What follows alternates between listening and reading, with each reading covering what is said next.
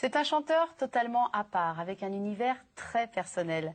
De lui, on cite souvent La fille du coupeur de joint, un tube qui date quand même de 1977, mais il a fait toute une carrière depuis. Et d'ailleurs, chacun de ses albums est disque d'or ou de platine, comme par exemple, et pour n'en citer qu'un, Soleil cherche futur. Jamais présent en télé ou en radio, il a pourtant un vrai public d'inconditionnel qui a répondu présent lors de sa dernière tournée en solitaire. Élégant, intelligent, complexe, rebelle au sens premier du terme. Ses références, et ça ne trompe pas, vont des Rolling Stones à Bob Dylan en passant par Léo Ferré. J'ai le plaisir d'accueillir dans VIP Hubert Félix Kiefen. Bonjour et merci d'être là. Hubert Félix, est-ce que c'était une nécessité vitale pour vous de chanter quand vous avez commencé? Oui, je pense. J'ai commencé à 10-12 ans. J'étais en pension et on n'avait pas le droit de faire grand-chose ni de penser tout haut. Donc, je me suis mis à penser tout bas en mettant des paroles sur mes pensées. Et puis, peu à peu, je découvrais les yéyés, je découvrais tout un univers musical. Et j'ai eu l'idée de mettre ces textes sur des musiques et de les chanter toujours discrètement à mes copains dans les cours de récré, quoi. Et à un moment, vous n'avez pas créé un groupe qui s'appelait Les Squelettes?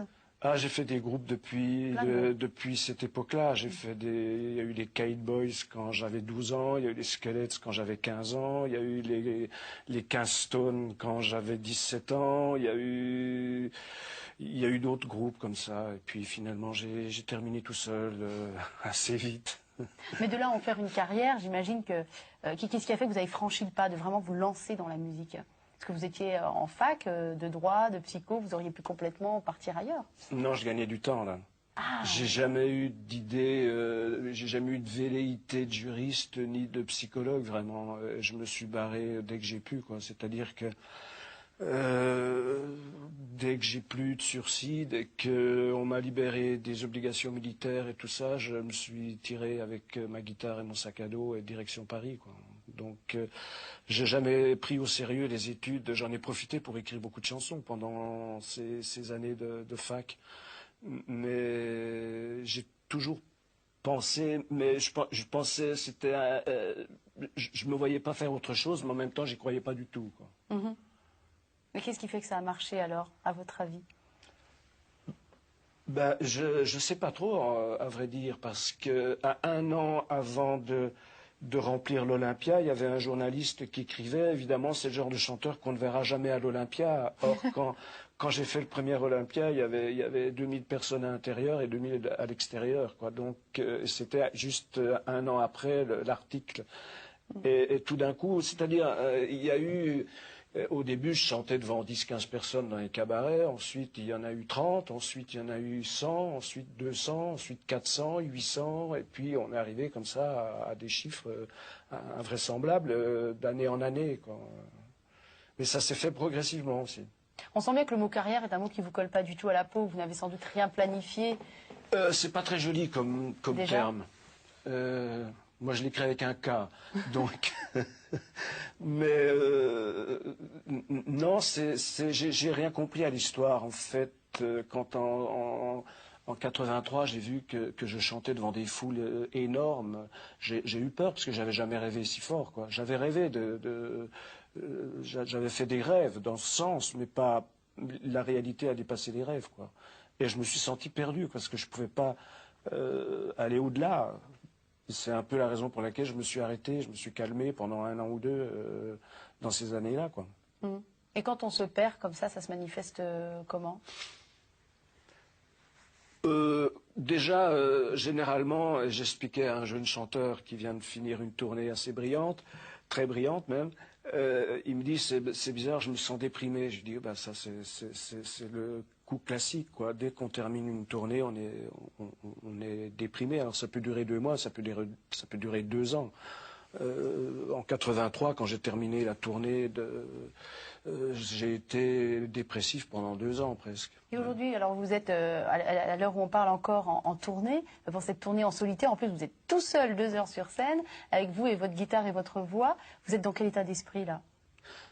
C'est-à-dire que là, j'enchaîne les tournées pour plus avoir de déprime entre les tournées. Ouais. Mais c'est bien vu. Donc là, on est en train de préparer la prochaine tournée qui sera plus en solitaire du tout et qui correspondra à l'album qui sortira prochainement. Donc là, tout va bien en fait. Oh, tout va bien, faut pas exagérer. Tout ne va jamais bien. C'est pas une phrase qui me va. Je suis pas quelqu'un d'optimiste ni de suffisamment positif pour dire que tout va bien. Ça va mieux qu'à d'autres moments. À cette heure-là, ça va. Ça va. Et qu'est-ce qui vous plaît le plus dans votre métier? Et la question d'après, ce sera qu'est-ce qui vous plaît le moins aussi dans ce métier? C'est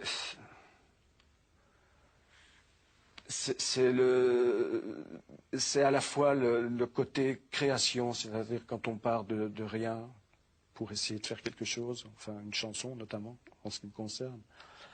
Et puis le fait ensuite de le jouer devant un public. Je crois que ce sont les deux pôles les plus attractifs de l'histoire. C'est la création et puis le fait de le jouer. Qu'est-ce qui vous plaît le moins? Oh, il y a l'attente. On attend, on passe beaucoup de temps à attendre, on passe beaucoup de temps dans les chambres d'hôtel, on passe beaucoup de temps sur la route. C'est la vie qui va avec, en fait. C'est toute la journée, c'est-à-dire on travaille 2 heures par jour et le reste du temps, on est angoissé. C'est-à-dire, je dis, j'ai dû faire 3500 concerts, ça correspond à 3500 jours de trac, quoi, et de stress. Et ça, c'est un peu pénible, surtout avec le temps, quoi. Mais vous ne regrettez pas, quand même?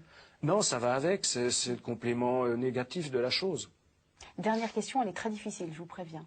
Est-ce que vous êtes un bon chanteur? J'ai évolué, disons. J'étais beaucoup plus mauvais. Je vous remercie beaucoup, Hubert Félix.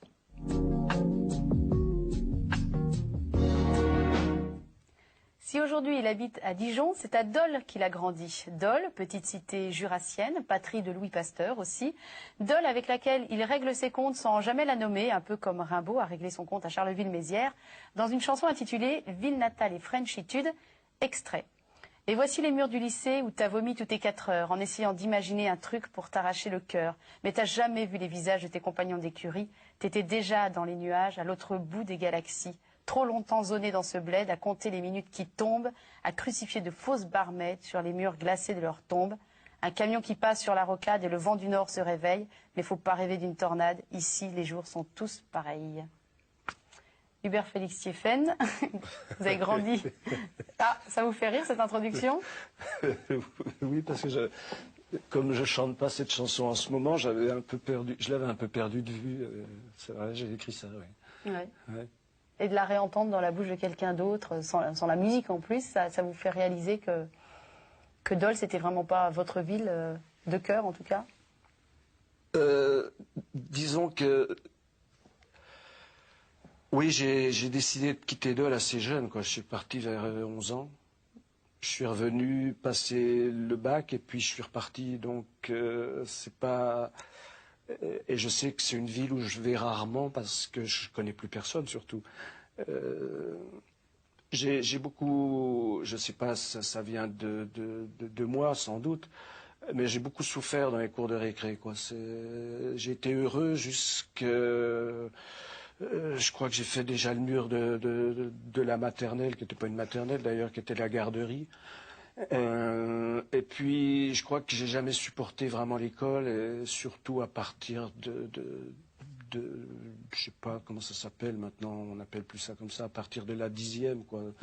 L'école primaire. Je suis tombé sur des instits qui étaient des sales types, je pense, et qui m'ont un peu persécuté et qui ont entraîné d'autres gosses à me persécuter, quoi, des salopards. Donc ça m'a beaucoup fait souffrir et ça m'a donné envie de partir. Donc ça m'a marqué. Ouais. Et comme j'étais un enfant très solitaire et surtout un peu autiste, j'en parlais à personne. Donc personne n'était au courant de tout ce qui m'arrivait à l'école, en fait. Vous dites un enfant solitaire alors que vous avez grandi dans une famille où il y avait 6 enfants, vous étant l'avant-dernier. J'imagine aussi un peu choyé, étant l'avant-dernier. En plus, vous étiez un enfant un petit peu avec une petite santé quand même. Donc, Non, sur le plan familial, dès que j'arrivais dans la maison familiale, c'était le bonheur, c'était le nid, c'était la chaleur, c'était la tendresse. Mais seulement, il fallait passer la journée à l'école quand même. Et c'est là où le cauchemar commençait. Mais j'ai eu ça pendant toute ma scolarité, donc je crois que j'étais pas fait pour ça, quoi. Et c'est de là que ça viendrait, on sent en vous, en tout cas pour ceux qui écoutent vos albums et qui vont vous découvrir tout au long de cette émission, on sent une rage en vous qui s'éteint pas. Elle pourrait naître de là, de ces années où vous avez été la tête de turc de vos camarades et de vos profs? Oui, peut-être, je sais pas, mais puis c'est une certaine nature. Moi, je suis un peu énervé souvent, donc je me mets facilement en colère. Et, ouais. Ça peut venir de là, ça peut venir de ma propre nature. Mais sans doute que j'ai gardé de la haine de cette période. Ouais. La haine est une façon de voir certaines injustices. En fait, c'était pas pour rien. J'ai compris après pourquoi j'ai subi cette haine de la part des maîtres surtout. C'est parce que j'alternais, j'ai fait toutes les écoles, j'alternais souvent école libre, école laïque, école libre, et comme ils ne supportaient pas, il suffisait que j'arrivais de l'école laïque pour me faire mal voir par les professeurs de l'école libre et inversement. Donc moi je peux, s'il y a un débat un jour école libre, école laïque, on peut venir me chercher. J'essaie pour l'avoir vécu de l'intérieur ce que c'était, quoi. C'est-à-dire que il y avait les mêmes imbéciles des deux côtés, quoi. Quelle couleur vous donneriez à votre enfant si vous deviez lui donner une couleur? Mais ça dépend quelle enfance, parce que j'ai eu deux enfances parallèles, quoi. J'ai eu cette enfance familiale qui était douce, qui était un peu pastel. Et puis cette enfance scolaire qui était déjà de la couleur. Moi je me souviens quand j'étais gosse, j'avais le cafard, quoi. Donc c'était gris, c'était noir. Et après, en grandissant, j'ai dit j'ai le blues, mais cette histoire, je la connais depuis plus de 50 ans maintenant. Ce cafard qui est devenu le blues, qui est devenu le bad trip et tout, c'est une chose qui est récurrente. Mais quelle enfance a gagné sur l'autre? J'ai tendance à voir la réponse et à penser que c'est l'enfance grise qui a gagné sur l'enfance pastel. Ben oui, parce qu'on est forcément obligé de quitter le nid un jour. Donc, une fois qu'on quitte le nid, on perd la douceur et le côté pastel du nid. Et puis j'ai perdu ma mère assez jeune, donc ça m'a marqué aussi. Qu'est-ce que vous diriez au petit Hubert Félix si vous pouviez vous adresser à lui aujourd'hui? Si l'adulte pouvait parler à l'enfant. Oh, qu'est-ce que je pourrais lui dire? Qu'est-ce que je lui disais déjà? Parce que je pense qu'il y avait déjà une radio intérieure qui fonctionnait fortement à l'époque. Hein. Ben, serre les dents et puis tais-toi. Je venais d'un milieu modeste, c'était pas utile pour moi de rajouter des soucis supplémentaires à la maison. Donc je pense que je dirais la même chose que j'ai pu me dire. Serre les dents et tais-toi. Et voilà. Je vous remercie beaucoup, Hubert Félix. Si j'étais Dieu, je ne croirais pas en moi. Si j'étais moi, je me méfierais, proclame-t-il dans l'une de ses chansons. Élevé dans une famille très catholique, toute son enfance est rattachée à cette religion qu'il rejette aujourd'hui et qu'il accuse de l'avoir déformée à jamais. L'éducation stricte reçue au petit séminaire l'a fortement marqué, plutôt dans un sens négatif, mais l'a également fortement enrichi sur un plan culturel et humain. Il aime à dire qu'il s'est battu en duel avec Dieu à 18 ans et qu'il a gagné.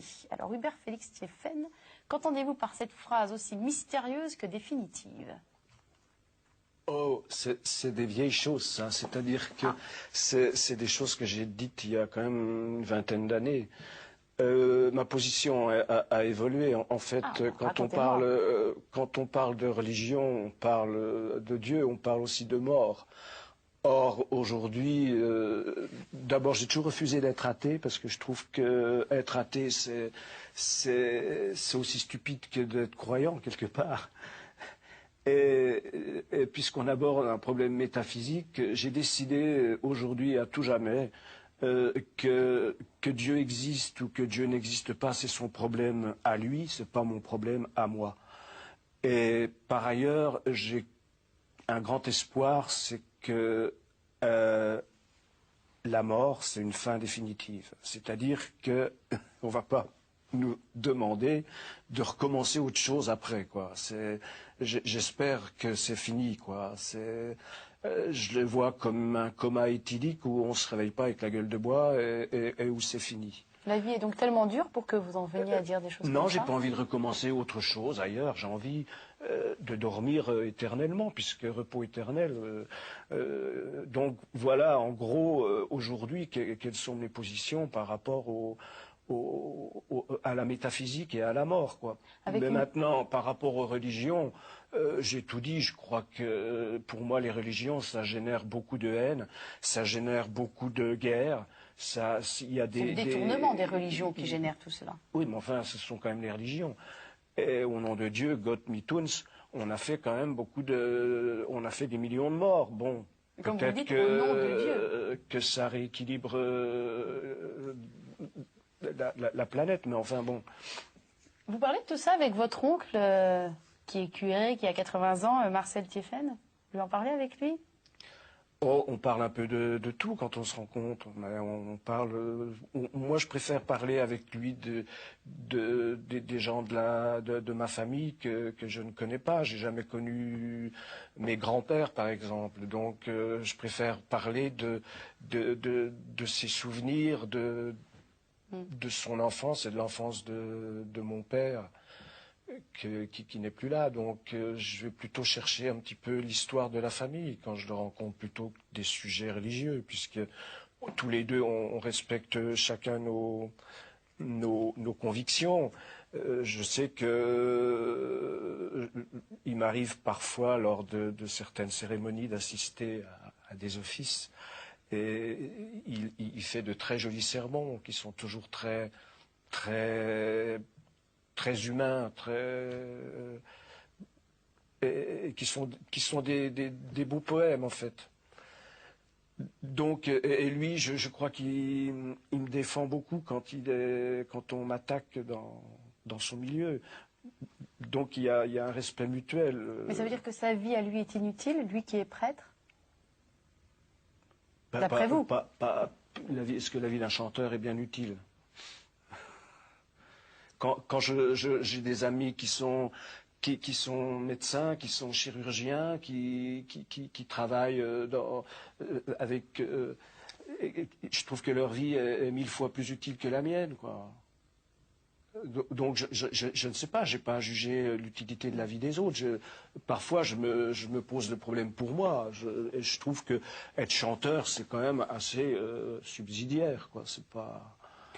Alors je sais que sur votre table de nuit, vous lisez énormément, on aura l'occasion d'en reparler, mais il y a entre autres la Bible, le Coran, donc vous vous intéressez quand même aux faits religieux. Oui, je vole les Bibles dans les hôtels, donc j'en ai une collection. Je vole les Bibles Gédéon, là. C'est des Nouveaux Testaments, d'ailleurs, ce ne sont pas des Bibles. Ouais. Non, mais je m'intéresse à l'histoire. Or, je m'intéresse autant à la Bible qu'à Homère. Le Coran, j'ai essayé de le lire, mais ça, c'est beaucoup plus dur parce que c'est une autre culture et j'ai beaucoup plus de mal à rentrer dans le Coran, quoi, parce que dès les premières pages, quand même, c'est dur, quoi. Un homme vaut 7 femmes, tout ça, moi j'ai du mal avec ça. J'en ai parlé en introduction, vous avez été très marqué par vos années au petit séminaire, mais qu'est-ce qui domine en vous? C'est plutôt une colère contre un système d'éducation qui était ce qu'il est, très, très rigoriste, ou c'est plutôt un remerciement par rapport à tout ce qu'ils ont pu vous apporter en termes même de culture grecque, latine, des auteurs qu'ils ont pu vous faire découvrir? Qu'est-ce qui domine chez vous? C'était très évolutif. C'est-à-dire que pendant longtemps, c'était une révolte parce que souvent, je compare l'éducation comme les pieds des Chinoises, c'est-à-dire que on les oblige à mettre on leur bloque la croissance des pieds. Enfin, on leur maintenant, bloquait, hein. plus maintenant. Non, jadis, on leur bloquait la croissance des pieds. Et même si à 40 ans, elles décidaient de vouloir devenir quelqu'un d'autre, elles avaient quand même les pieds qui étaient à tout jamais petits, quoi. Or, l'éducation, c'est ça. On a beau faire des psychanalyses, on a beau essayer de s'en sortir, il y a toujours quelque chose qui fait qu'il y a un moment où on revient tout le temps à une chose qui est énorme et qui est horrible, c'est la culpabilisation. Donc ça, c'est là où j'en veux à la forme d'éducation que j'ai eue. Mais bon, moi, il se trouve que j'ai été éduqué de façon catholique pure et dure. Mais je connais d'autres personnes qui ont été éduquées pas dans des familles communistes staliniennes pures et dures, et c'est pire, c'est encore pire pour eux. Donc c'est l'éducation en général. Maintenant, en vieillissant, j'admets, surtout parce que je m'amuse aujourd'hui à relire un petit peu tout ce que, là où j'ai transpiré quand j'étais gosse sur les traductions, aussi bien en latin qu'en grec,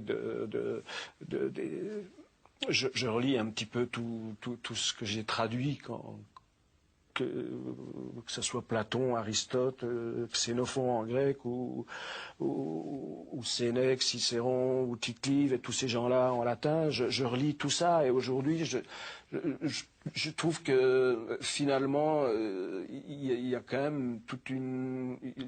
Sur le plan culturel, ces gens-là m'ont beaucoup apporté, quoi. C'est-à-dire que à un point que j'ai voulu m'en échapper aussi. Mais pour pouvoir, quand on veut s'échapper du judéo-christianisme et quand on veut s'échapper du gréco-romain, c'est quand même, on a déjà une certaine forme de charge et de poids. Et moi, j'ai voulu quitter tout ça pour m'intéresser aux Indiens d'Amérique, puis m'intéresser aux Celtes aussi. Parce que finalement, je me dis, au bout du compte, c'est d'ailleurs pour ça que j'ai relu Tite-Live, parce que comme les Celtes n'ont laissé aucune trace, il y en a quelques-unes chez Tite-Live, et il y en a quelques-unes chez César. Donc, Et vous trouvez votre compte dans tout ça? Finalement, je trouve qu'ils m'ont rendu curieux, quoi, ces gens-là. Ils m'ont donné envie. Bon, ils m'ont donné une certaine culture, mais ils m'ont donné envie aussi de quitter parfois cette culture pour aller voir d'autres cultures. Et ils m'ont rendu curieux intellectuellement. Donc ça, je peux les remercier pour ça. Ouais. Je vous remercie beaucoup, Hubert Félix-Stéphane.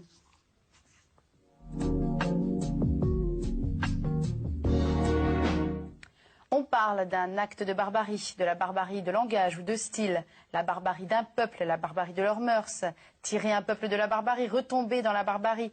Et l'on oppose ce mot à celui de civilisation, la barbarie étant l'état précédant la civilisation dans l'évolution de l'humanité. Mais on peut aussi se poser la question de savoir si la civilisation est vraiment distincte de la barbarie ou bien si elle n'en est pas au contraire un stade avancé. Barbarie, seconde patrie de la bête humaine, écrivait Robert Sabatier. Et la barbarie, Hubert Félix-Stéphane, c'est le thème que vous avez choisi. Qu'est-ce qui la caractérise selon vous, la barbarie? On m'a demandé de choisir des valeurs. C'est une contre-valeur, nous sommes bien d'accord. Ou des contre-valeurs. Or, dans les valeurs, bon, j'avais un peu de mal. Et j'avais l'humanisme, mais l'humanisme, c'est une valeur d'abord, et puis c'est un terme qui devient très vieux, enfin il est très mal vu en ce moment. C'est dommage parce que on n'arrive pas tellement à le remplacer par un autre plus moderne. Or, moi je sais quand j'étais enfant, mes parents qui eux avaient été obligés d'aller travailler à l'usine à 14 ans, nous disaient toujours la culture et l'éducation, c'est ça qui peut aider à sortir de l'ornière. Et ce qui fait qu'ils sont saignés à mort pour que leurs 6 enfants poursuivent des études et eu justement cette culture et cette éducation. Et pendant longtemps, moi j'ai pensé que la culture c'était justement l'antidote de la barbarie. Et puis j'ai réfléchi depuis et je me suis dit mais en 1933 en Allemagne, c'était des gens civilisés, des gens cultivés, et ça les a pas empêchés de tomber dans la barbarie. Donc voilà, c'est une grande interrogation. Pour moi, j'ai très peur de ce retour à la barbarie qui est permanent. Qui se manifeste comment, selon vous? Ben, il se manifeste, bon, il y a déjà toutes ces guerres partout, mais qui se manifestent aussi par la violence qu'on retrouve maintenant dans les rues, dans les villes françaises même. Hein. Donc, moi j'ai des fantasmes, je vois des hordes de barbares retraverser les campagnes françaises, moi, dans le futur. Comme dans Mad Max, quoi. J'ai très très peur de ça. Et j'ose pas trop l'écrire parce que quand j'écris Alligator 427, 10 ans après, à Tchernobyl, quand j'écris La banlieue descend sur la ville, on voit ce qui se passe dans les manifs. Donc, mais j'ai cette hantise du Mad Max de demain, quoi. Seriez-vous visionnaire? Je ne sais pas si je suis visionnaire. Disons que je suis très intéressé par le futur, plus que par le passé, quelque part. Encore que l'histoire m'intéresse, mais ça, c'est mes comment dirais-je, mes contradictions. Oui. Et à partir du moment où on s'intéresse au futur, on imagine le futur. Alors, forcément, on l'imagine de façon générale, on l'imagine aussi pour soi. Et c'est évident il m'est arrivé souvent d'écrire des chansons qui sont complètement des fictions et qui me sont complètement arrivées, soit de façon personnelle, soit de façon beaucoup plus générale, quelques années après, quoi. C'est arrivé, La Dèche, le twist et le reste, j'avais écrit ça, c'était une chanson de fiction, et je l'ai vraiment vécu peu de temps après. Mais, ou d'autres, beaucoup de chansons comme ça. Mais je crois que c'est parce que l'imaginaire est une sorte de bulldozer qui rentre dans le futur, quoi. En tout cas, votre imaginaire à vous. Et ce que je disais aussi, que finalement, il n'y a peut-être pas tant de différence entre civilisation et barbarie. Comme quoi la civilisation pourrait être aussi une forme avancée de la barbarie, vous vous reconnaissez là-dedans? C'est vrai que le XXe siècle, le siècle de la civilisation et des avancées technologiques, a été le siècle le plus barbare aussi. L'exemple que j'aime bien donner, c'est que, par exemple, quand on considère, il y a 2500 ans, le monde grec d'Alexandre le Grand, puis enfin, tous les siècles de la grandeur d'Athènes, quand on continue aujourd'hui de s'imprégner de Platon, d'Aristote et de ces gens-là, et ils sont toujours quelque part modernes. Alors que, en même temps, si vous considérez à la même époque, à l'époque d'Aristote ou de Platon, l'hoplite grec avec son bouclier et sa lance, et que vous regardez maintenant le GI américain, comment il est, et le matériel sophistiqué de l'armée, vous vous dites, en fait, en 2500 ans, qu'est-ce qui a évolué dans l'humanité? Les armes. Point final. Donc, voilà, c'est ça, la barbarie. En 2500 ans, il n'y a que les armes qui ont évolué, c'est tout. Et comment on fait pour lutter contre la barbarie, d'après vous? Alors ça, je crois qu'il faut que... Je crois que c'est Jung, le disciple de Freud, qui disait le 21e siècle sera psychanalytique ou ce sera le désastre. C'est-à-dire, il faut que chacun lutte contre sa propre barbarie. Et pour lutter contre sa propre barbarie, il faut aller chercher au fond de soi-même tous ces fantasmes, tout son inconscient, le ramener à la surface, le trier et puis essayer de le contrôler. Je crois que ça part de quelque chose d'individuel avant tout. Et c'est à chacun, c'est pas montrer du doigt un tel c'est un barbare, tel peuple ce sont des barbares. C'est à nous tous de lutter contre le barbare, le fasciste qui est en nous. Vous avez cité Jung, moi je vais terminer en citant Machiavel, qui écrivait qu'un acte de justice et de douceur a souvent plus de pouvoir sur le cœur des hommes que la violence et la barbarie. À méditer. Merci Hubert Félix-Stéphane. Il est capable de lire 30 livres à la fois et puis plus rien pendant 2 ou 3 ans. Il dit souvent qu'il lit comme il boit, de façon chronique. Villon, Rimbaud, Baudelaire pour la poésie, Elroy ou encore Lieberman pour les auteurs américains contemporains, mais aussi des auteurs de l'Antiquité, comme ceux de la Beat Generation, en passant par les surréalistes. Un éclectisme qui révèle une ouverture certaine et une vraie faim de littérature. Une fin littéraire que vous expliquez comment, Hubert Félix Stéphane? N'expliquez pas. Non, j'explique pas. Disons que j'ai lu très tard. Ah oui. Parce que j'étais très occupé jusqu'à un certain âge à écrire des chansons, même pendant les cours, et même quand j'étais obligé de lire pour faire des rédactions ou des dissertations, je lisais pas du tout, j'ai inventé des citations moi-même. Et donc je m'y suis mis très tard. Avec un sentiment de vouloir rattraper le temps perdu? Non, pas vraiment, mais il y a un moment où parce qu'on parlait de ce que j'écrivais, je me suis senti obligé d'aller voir ce qu'écrivaient les autres, en fait. Je crois que c'est aussi simple que ça. Puis j'avais des bons souvenirs quand même de quelques poètes que j'avais étudiés à l'école. Je me souviens surtout, il y avait Villon, Rimbaud, Baudelaire. Voilà, c'était un peu les trois dont je me souvenais avec beaucoup de bonheur. Mmh. Et donc je me suis mis à écrire, à lire plutôt. Par ennui déjà, je me suis retrouvé une fois dans une pièce où j'étais tout seul et il y avait un bouquin de Platon. Donc j'ai dit tiens, j'ai traduit ça quand j'étais gosse, voyons voir ce que c'est. Donc j'ai lu Platon et puis j'ai eu des années difficiles dans les années 70 où je ne savais pas toujours où dormir. Et il y a des gens qui m'hébergeaient, j'avais des mécènes qui m'hébergeaient chez eux, ils avaient des bibliothèques. Alors quand je restais 3 jours chez un mécène, ben je commençais à lire ce qu'il y avait dans sa bibliothèque. Ce qui fait que un tel lisait des polars, je lisais des polars pendant un certain temps. J'allais chez un autre qui était plutôt fiction, je lisais de la science-fiction. Et un autre était littérature américaine, un autre... Bon, alors ce qui fait que comme ça, j'ai découvert à travers les bibliothèques des autres pas mal de bouquins. Et puis j'ai continué... tout seul. Tout seul, mais c'est vrai qu'il y a des très longues périodes où je ne touche pas un livre. Ça peut être, plus d'un an. Mais c'est vrai aussi que si pour telle ou telle raison j'ai un peu de temps devant moi, je suis entouré d'une trentaine de bouquins. Oui. Pour m'être promené avec vous dans une librairie, c'est assez impressionnant. Vous connaissez tous les auteurs, vous avez quelque chose à dire sur chacun. On a l'impression que vous avez une culture livresque, c'est pas qu'une impression d'ailleurs, très étendue. Et quelle est l'incidence de votre lecture sur l'écriture? Est-ce que vous avez écrit différemment à partir du moment où... Oh, j'ai enrichi mon vocabulaire, je pense, et puis j'ai enrichi mes idées. Enfin, j'imagine. J'imagine, j'ai pas calculé, j'ai pas mis ça sur une balance.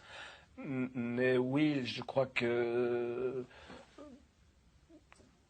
ce qu'il y a dans la lecture, c'est que moi je suis amoureux fou des mots, quoi. Alors j'aime les écrire, mais j'aime les lire aussi. Donc il y a forcément un échange entre les deux systèmes. Alors vous nous avez amené un livre de Baudelaire, pas n'importe lequel, celui qu'on a tous étudié en seconde, première ou terminale, Les Fleurs du Mal. Pourquoi vous avez choisi de nous lire un extrait de Baudelaire particulièrement? Parce que c'est un extrait qui n'est pas connu. Ah. Parce qu'on connaît la préface de Baudelaire, on connaît la préface des Fleurs du Mal au lecteur. Hypocrite lecteur, mon semblable, mon frère. Mais il se trouve que Baudelaire avait écrit 4 projets de préface. Et il y a, dans les 4 projets, il y a des choses fabuleuses qu'il a dites. Et comme c'est pas très connu, mais moi ça me plaît beaucoup ce qu'il a dit. Donc c'est pour ça que j'ai choisi... un des projets de préface. Alors on va pouvoir en écouter quelques mots que vous nous fassiez partager un petit peu de ce qui nous fait vibrer, vous aussi. Je crois que c'est un truc qui plaisait beaucoup à Louis-Ferdinand Céline aussi d'ailleurs, je crois, si j'ai compris. Donc c'est le projet c'est dans le premier projet de préface. J'avais primitivement l'intention de répondre à de nombreuses critiques et en même temps d'expliquer quelques questions très simples, totalement obscurcies par la lumière moderne. Qu'est-ce que la poésie? Quel est son but? De la distinction du bien d'avec le beau, de la beauté dans le mal, que le rythme et la rime répondent dans l'homme aux immortels besoins de monotonie, de symétrie et de surprise, de l'adaptation du style au sujet, de la vanité et du danger de l'inspiration, etc., etc. Mais j'ai eu l'imprudence de lire ce matin quelques feuilles publiques. Soudain, une indolence du poids de 20 atmosphères s'est abattue sur moi, et je me suis arrêté devant l'épouvantable inutilité d'expliquer quoi que ce soit à qui que ce soit. Ceux qui savent me devinent, et pour ceux qui ne peuvent ou ne veulent pas comprendre, j'amoncellerai sans fruit les explications. Alors, on sent que vous auriez pu les écrire, ces mots-là. Oui, je vois bien ce qui peut vous parler dedans. Oui, peut-être. Au poète que vous êtes.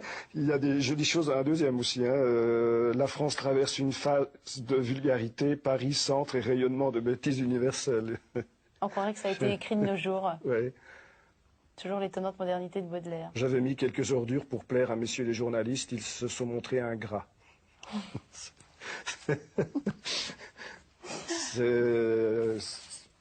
C'est très moderne. Hein. Complètement. Et ça vous donnerait, vous, envie d'écrire vraiment un livre? J'ai essayé d'écrire des bouquins, j'ai été jusqu'à des fois à 100 pages, mais ça s'est toujours terminé en chansons. Par exemple, l'agence des amants de Madame Muller, c'était un roman au départ, et puis c'est devenu une chanson. Donc, à quoi bon, quoi Oui, résumer 100 pages en 3 strophes ou 4 strophes. Oui, parce qu'il y a un moment, quand j'écris. Ça m'est arrivé récemment encore, ça, où j'avais voulu écrire un truc un peu plus important. Et c'est le réflexe du chanteur où nous, il faut qu'on dise le plus de choses en un minimum de temps. Et il y a un moment où je me dis, mais à quoi ça sert tous ces mots? Il y a un tas de mots inutiles. Alors je commence à gommer tout ce qui est inutile, c'est-à-dire j'enlève tout... les verbes avoir, les verbes être, les auxiliaires, tout. Enfin, et à la fin, ça devient. J'arrive à résumer 80 pages en 2 pages, et c'est presque le texte d'une chanson, quoi. C'est-à-dire, une fois qu'on enlève tout ce qui sert à rien dans un roman, ça fait une chanson. C'est très bien comme ça. Donc à quoi bon? Merci beaucoup, Hubert Félix-Stéphane.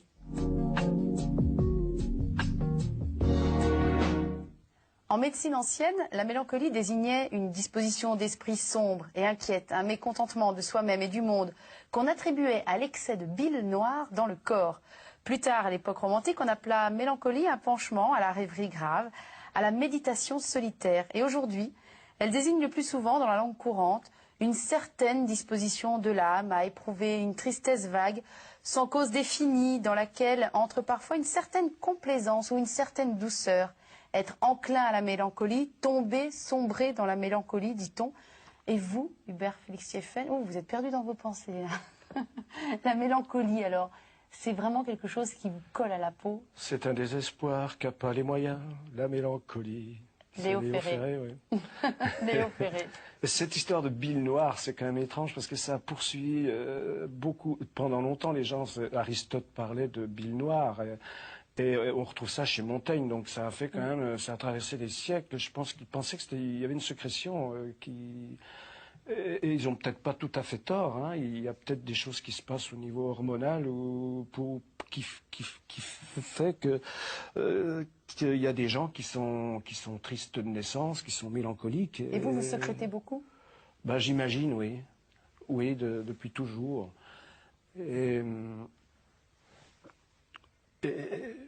C'est vrai que je parlais de cafard que j'avais quand j'étais gosse, qui s'est transformé en blues plus tard, mais j'ai toujours eu cette chose triste qui me prend le matin au réveil, quoi, et qui est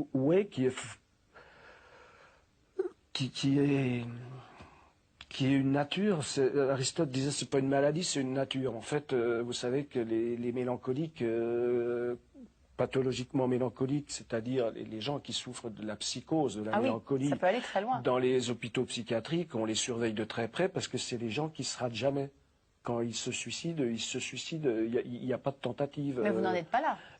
Non, moi je suis mélancolique comme au second degré, quoi, au stade romantique. Ou quand vous pouvez l'être Charles d'Orléans. Ou au stade, comme en parlent un petit peu les gens à travers l'histoire. Mais non, mais pas de façon pathologique. On m'a pas encore mis en HP pour surveiller ma mélancolie, quoi. Mais c'est vrai qu'il y a tout ça, mais il y a justement c'est vieux comme problème, parce que il y a le fameux problème 30 d'Aristote qui parle de la mélancolie, de cette bile noire, et qui dit pourquoi les mélancoliques sont souvent des gens qui aiment la poésie, qui aiment l'art en général, mais qui sont aussi des gens qui apprécient beaucoup le vin, parce que le vin a telle bonne chose sur la bile noire, justement. Les vins du Jura complètement au hasard, ben, évidemment. à consommer avec modération. Et puis, ce sont des gens qui sont très attirés aussi par tout ce qui est sexe, qui peuvent être des gens un peu obsédés sexuels aussi. Enfin, il raconte tout ça, Aristote, très bien. Il a tout dit sur la mélancolie en 2500 avant Jésus, avant nous, quoi. En 500 avant Jésus-Christ. Et c'est vrai qu'il y a... Mais c'est une drogue douce pour vous ou c'est un poison? Ben ça peut être les deux, quoi. Ça dépend à quel stade. Il y a des évolutions différentes. Il y a des douces mélancolies, puis il y a des mélancolies désespérantes. C'est Victor Hugo qui dit que la mélancolie, c'est le bonheur d'être triste. Dans le mot bonheur, il y a bien quelque chose d'assez agréable quand même. Oui, mais comme moi j'ai consacré le 14e album sur la mélancolie. Hein. Alors c'est l'album qui va sortir. Dans le précédent album, je faisais l'éloge de la tristesse et puis les fastes de la solitude. C'est un petit peu, je voulais pas répéter le mot tristesse, mais chez moi c'est aussi quelque chose qui est proche de la tristesse. Et de la solitude peut-être aussi. Oui, encore que ma solitude, je la vis assez bien, mais c'était pour pas répéter le mot tristesse. Mais c'est vrai, il y a une forme de mélancolie qui est doucereuse un peu, qui est sucrée, qui correspond à des souvenirs d'enfants, à des choses comme ça. Mais il n'y a pas que ça, quoi. C'est-à-dire, moi j'ai quelque chose de... Quand je parle de mélancolie, je mets quand même un petit peu l'accent sur le côté pathologique de la mélancolie, c'est-à-dire le côté tristesse, suicide quand même. Mais il y a même une désespérance constante en ce qui vous concerne. Je ne pense pas que les mots soient trop forts vous concernant, qui ne doit pas être facile à vivre pour vous, ça doit être usant au quotidien. Ben, j'essaie de le positiver, le désespoir. C'est-à-dire que, justement, parce que... je me dis souvent, parce que tu crois en rien, il faut que tu fasses encore plus fort. Parce que toi, tu le fais pour rien. C'est l'acte gratuit, en gros. Et c'est un petit côté nietzschéen que j'aime bien. C'est-à-dire que, parce qu'on croit en rien, on doit être meilleur, en fait. Et on doit faire mieux. C'est prétentieux complètement, mais on a le droit de pécher par orgueil aussi. Vous parliez de l'album, votre 14e album, qui est dominé par ce thème de la mélancolie. Peut-être aussi, parce que c'est pas de moi, hein, c'est Edgar Allan Poe qui dit que la mélancolie est le plus légitime de tous les tons poétiques. Vous vous reconnaissez, j'imagine, dans cette phrase? Oui, parce que c'est vrai que c'est très, très créateur comme sentiment, enfin comme... c'est vrai que c'est dans ces moments-là, quand c'est pas une mélancolie violente, hein, c'est vrai que c'est dans ces moments-là où on a peut-être le plus d'inspiration aussi. C'est pas mal alors. Ouais. Je pense que Allan Poe, il doit connaître aussi le rayon, j'imagine. Allez, je termine encore avec un petit peu de Ferré. La mélancolie, c'est avoir le noir sans savoir très bien ce qu'il faudrait voir. Entre loup et chien, c'est un désespoir qui n'a pas les moyens. Ouais, c'est ça. Ouais. La boucle est bouclée. Ouais. Merci Hubert Félix-Thiefflen. L'économiste américain Paul Samuelson écrivait que les bonnes questions ne se satisfont pas de réponses faciles. Alors vous voilà prévenu, Hubert Félix-Thiefflen. En même temps, j'ai pas beaucoup d'inquiétude parce que la facilité, c'est pas vraiment un mot qui rentre dans votre vocabulaire. Donc, quelques questions à l'emporte-pièce. Quelle est la chose Donc, je suis un secondaire. Hein. Donc, le secondaire, sur le plan psychologique, c'est quelqu'un qui s'aperçoit le lendemain de la bonne réponse qu'il aurait dû donner. C'est pour ça que les secondaires, ils aiment bien utiliser l'écriture plutôt que la parole, parce que c'est plus facile pour eux. On va faire avec. Donc, Si vous ne voulez pas je répondre, pourrais répondre par écrit. il n'y a pas de souci. D'accord. On enverra vos réponses aux téléspectateurs. Quelle est la chose la plus folle que vous ayez faite? Oula. Là, la folie, c'est un mot qui fait partie de votre vocabulaire, pour le coup. Bon, il y a eu des choses cinglées, mais moi, j'ose pas trop raconter les histoires les plus folles que j'ai pu faire parce que ça frise. Non, je préfère. Une jolie folie. Je préfère attendre un peu d'être plus vieux pour raconter tout ça parce que. Il n'y a rien de racontable. Oh, Voilà, non, on va s'imaginer de ces choses. C'est quand même. Il faut quand même imaginer que ça fait 30 ans que je tourne, que je fais des shows, que je suis sur la route. Que forcément après les shows il y a plein de choses qui se passent et donc il y a souvent des choses assez cinglées quoi.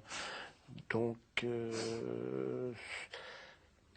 c'est délicat parce que c'est délicat comme chose. Je respecte. Alors, je ne sais pas si la prochaine question va vous arranger plus que ça. Quel échec vous a fait avancer le plus? Échec professionnel ou personnel, hein? Au choix. Oula, un échec qui m'a fait avancer, c'est sûr qu'il y en a eu. Ben, je sais pas, quand je donne un exemple comme ça, il faut que je réponde. Hein. Donc, je pensais à pas une vidéo, un film que j'ai vu au début, en 1977, d'un de mes spectacles. Et ça m'a foudroyé, quoi. J'ai trouvé ça d'une nullité totale. Et je comprenais même pas comment les gens pouvaient rester à mon spectacle et applaudir, quoi. Et à partir de là, mais j'ai bossé, j'ai vraiment bossé des gestuels, d'autres échecs. Par exemple, un jour, on m'a tendu un micro et j'ai pas pu dire 2 mots lors d'une interview, enfin mes débuts toujours. Ce qui fait qu'après, avec mon assistant dans la voiture, il me posait des questions, on faisait des kilomètres et des kilomètres et il m'interviewait pour que je puisse travailler, pour que je sois un petit peu plus à l'aise quand même devant les journalistes pour répondre aux questions. Donc, ça a bien marché, hein. Donc voilà deux genres d'échecs qui m'ont fait un petit peu évoluer, quoi. Quel est le plus beau compliment que l'on vous ait fait? Oh.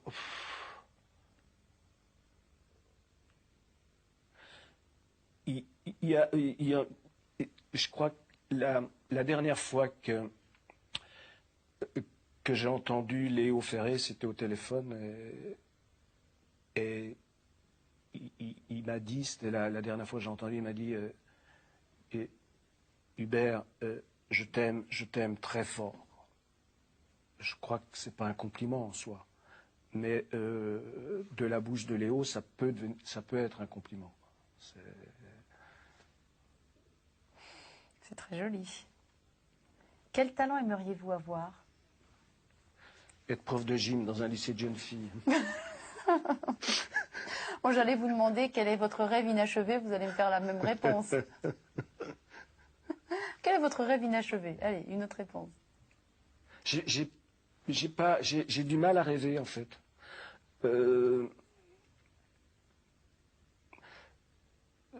Je sais pas, je pense plus à ce qui concerne mes enfants dans ce qui est des rêves inachevés ou dans ce qui est le futur ou dans ce que j'aimerais voir de bien dans ça me concerne pas directement. Quels sont les démons que les années n'ont pas assagis? Je me bats toujours, hein. J'aime les excès, donc j'essaie de me battre contre tous ces démons des excès, quoi. C'est-à-dire, je dis toujours, voilà, je commence la phrase, je la finirai pas. Moi, c'est piment rouge, alcool blanc, etc., quoi. C'est-à-dire, il me faut des choses fortes. Donc, ça implique ça implique des excès. Et quand je plonge dans les excès, souvent j'arrive plus à arrêter. Donc ce sont des démons que j'essaie de mettre sous surveillance et sous contrôle électronique, quoi. C'est-à-dire que je veille quand même. Mais parfois ils arrivent à échapper à mon contrôle, donc ils sortent. Qu'est-ce que vous avez dans votre poche gauche? J'ai un très beau souvenir. C'est un très beau souvenir. C'est des choses que j'ai ramenées d'un pèlerinage. Un pèlerinage? Oui. Vous avez fait un J'ai pèlerinage? fait un pèlerinage. C'est ça. J'étais suivi par une caméra parce que généralement, et c'est une chose qui a une valeur. En fait, c'est une pierre précieuse. Bien sûr. Ouais. Un rubis, un diamant. Oui. Vous voyez, c'est. Un caillou. Très joli autour du cou. Et qu'est-ce bien. qui symbolise ce caillou pour vous? Vous étiez en pèlerinage où? Alors, j'étais en pèlerinage dans les Ardennes. J'aime bien, c'est comme je prends très peu de vacances, je choisis toujours des régions ensoleillées. Et touristique. Et touristiques. Donc j'étais dans les Ardennes, passé plusieurs jours. Et ce caillou, je l'ai ramassé sur le ballast de la gare de Vonques. La gare de Vonques, c'est à 3 km de Roche. Bien sûr. Vous voyez? Très bien. Et donc, j'ai ramené aussi un caillou de Roche, mais qui est beaucoup trop gros pour tenir dans ma valise. Mais pourquoi? Alors que j'explique, Roche, c'était la ferme de Vitalie Rimbaud, la mère d'Arthur. Et j'ai pris un caillou juste à l'endroit, la maison est en ruine puisqu'elle était détruite pendant les bombardements de 14-18. Et j'ai pris un caillou juste à l'endroit, quand même, j'ai repéré, j'avais des plans et tout, là où Rimbaud a écrit Une saison en enfer. Par contre, ce caillou, il vient de la gare de Vonques, qui est à 3 km, et c'est à Vonques où Rimbaud a pris son dernier train. Il était déjà unijambiste à l'époque, et c'est au mois d'août de l'année de sa mort. En fait, il est mort le 10 novembre, et il est parti au mois d'août. Il a pris le train à Vonques, c'est la dernière fois où... Voilà, c'était son dernier train avant d'aller mourir à Marseille. Donc j'ai ramassé ce caillou sur le ballast de la gare de Vonques. C'est le caillou Rimbaud. Voilà. Je vous remercie de nous avoir fait partager ce petit morceau d'histoire et de poésie. L'émission se termine, Hubert Félix Thiéfaine. Qu'est-ce qu'on peut vous souhaiter pour l'avenir? Une grosse vente de mon prochain album. Hein. Évidemment. Puis de ramasser plein d'autres cailloux comme ça? Oui, aussi. En tout cas, je vous remercie beaucoup de nous avoir honorés de votre présence. Merci à vous. À bientôt. Merci. Au revoir.